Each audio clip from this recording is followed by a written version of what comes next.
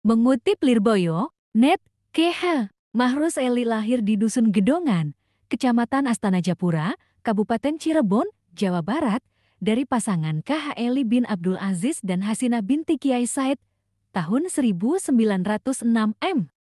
Beliau adalah anak bungsu dari 9 bersaudara. Masa kecil beliau dikenal dengan nama Rusdi dan lebih banyak tinggal di tanah kelahiran. Sifat kepemimpinan beliau sudah nampak saat masih kecil. Sehari-hari beliau menuntut ilmu di surau pesantren milik keluarga. Beliau diasah oleh ayah sendiri, KH Eli dan sang kakak kandung, Kiai Afifi. Saat berusia 18 tahun, beliau melanjutkan pencarian ilmu ke pesantren Panggung, Tegal, Jawa Tengah, asuhan Kiai Mohlas, kakak iparnya sendiri. Disinilah kegemaran belajar ilmu nahwu KH Mahrus Eli semakin teruji dan mumpuni. Selain itu KH Mahrus Eli juga belajar silat pada Kiai Balia, ulama jawara pencak silat asal Tegal Gubuk, Cirebon. Pada saat mondok di Tegal inilah KH Mahrus Eli menunaikan ibadah haji pada tahun 1927. Di tahun 1929 M, KH Mahrus Eli melanjutkan ke pesantren Kasingan, Rembang, Jawa Tengah asuhan KH Khalil. Setelah 5 tahun menuntut ilmu di pesantren ini sekitar tahun 1936 M, KH Mahrus Eli berpindah menuntut ilmu di pondok pesantren Lirboyo, Kediri. Karena sudah punya bekal ilmu yang mumpuni, KH Mahrus Eli berniat tabarukan di pesantren Lirboyo, namun beliau malah diangkat menjadi pengurus pondok dan ikut membantu mengajar.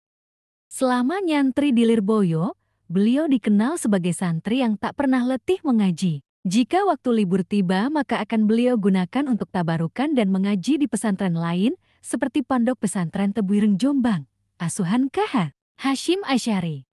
Pondok Pesantren Watu Congol, Muntilan, Magelang, asuhan Kiai Dalhar, dan juga pondok pesantren di daerah lainnya seperti Pesantren Langitan, Tuban, Pesantren Sarang dan Lasem, Rembang.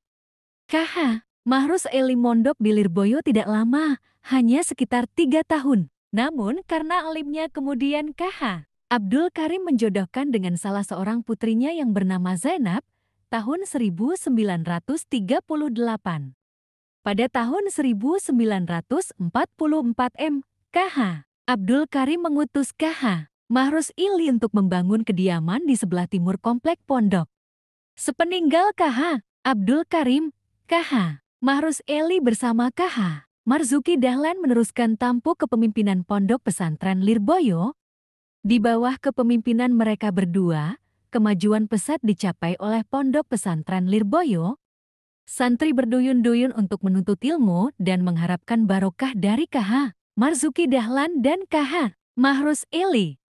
Bahkan di tangan KH Mahrus Eli lah, pada tahun 1966 lahir sebuah perguruan tinggi yang bernama YIT, Institut Agama Islam Tribakti. KH Mahrus Eli ikut berperan dalam memperjuangkan kemerdekaan dan ini nampak saat pengiriman 97 santri pilihan pondok pesantren Lirboyo guna menumpas sekutu di Surabaya.